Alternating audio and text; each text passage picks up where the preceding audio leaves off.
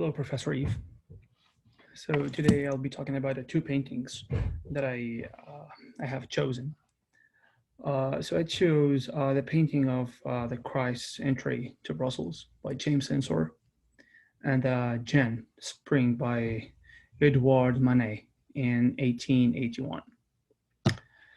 So James Ensor's Christ entry into Brussels in 1889 is one of the largest and most ambitious modern paintings of the late 19th and early 20th centuries. Over 8 feet high and 14 feet wide, it depicts a huge parade flooding down wide street toward the viewer. The deep central space, framed by viewing stands and balconies, suggests the stage of proscenium theater. The lurid colors used to paint people, signs, and banner clashes, also dozens of grotesque theatrical faces in the crowd, many wearing masks, like as we see in here and here, compete for our attention. In the foreground of Frego's mob, curtains to spill out of the canvas and sweep us up to the chaos. As we see in the painting style and technique are so aggressive as its subject. The paint is applied in crude, heavy strokes and slabs to create rough, heavily textured surface.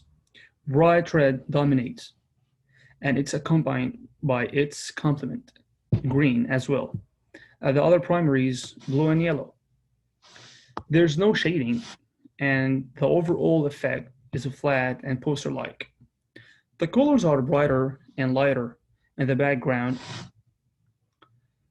which sparkles with patterns of dots representing the distant crowds and rays of light that crisscross the waving banners. As we see in the painting's title refers to the traditional subject of Christ's entry into Jerusalem on Palm Sunday, here transposed to contemporary Belgium.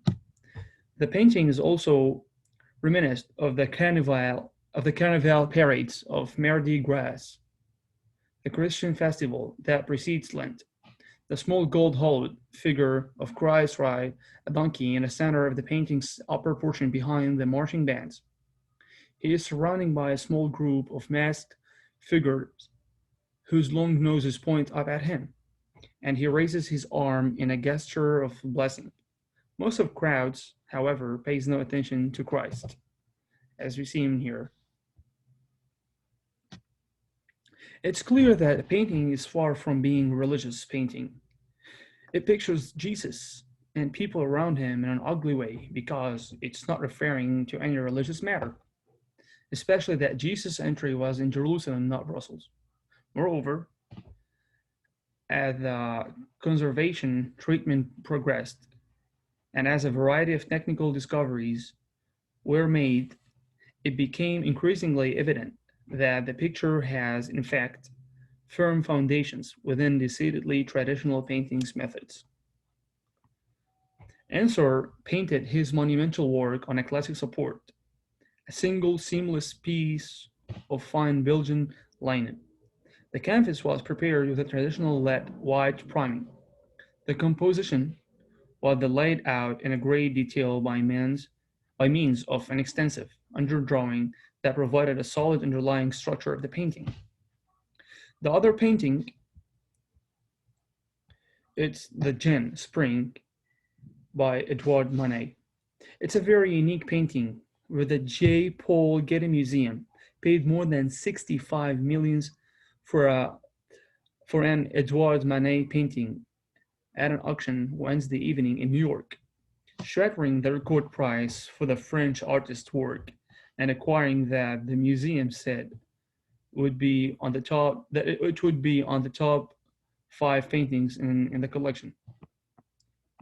Though the Getty didn't disclose how much it spent acquiring Manet's 1881 Spring. The auction house Christie's confirmed that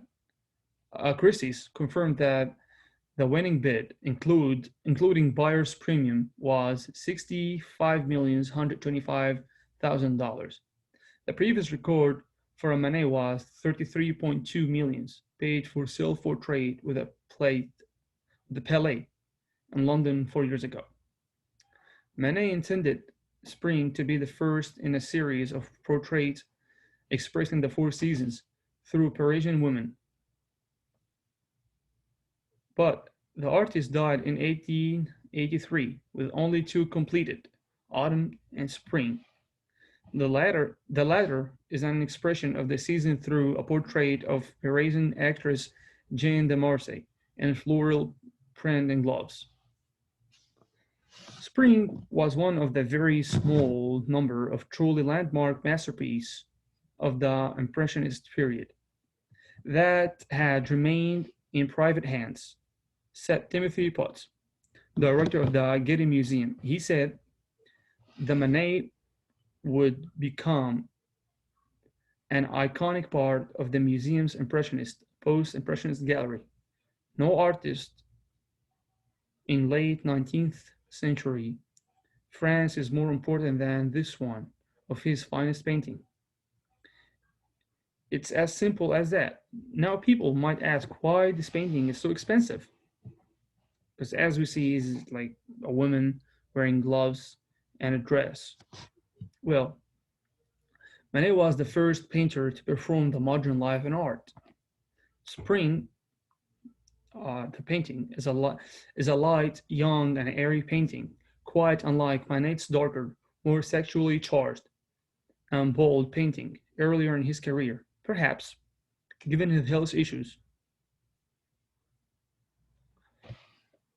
Manet painted scene is to reflect on the beauties of life and nature and appreciate them before he died. People noticed that Manet was obsessed with clothes, where in all of his work he was distinguished by his great interest in women's clothing, where, as we see in the painting of Spring Gem, it shows a lady with a long dress and it shows the colors of that dress that reflects a spring season with the flowers on it, representing spring herself. Manet's painting of the actress Jeanne de Marsay is less portrayed than an embodiment of fashionable spring.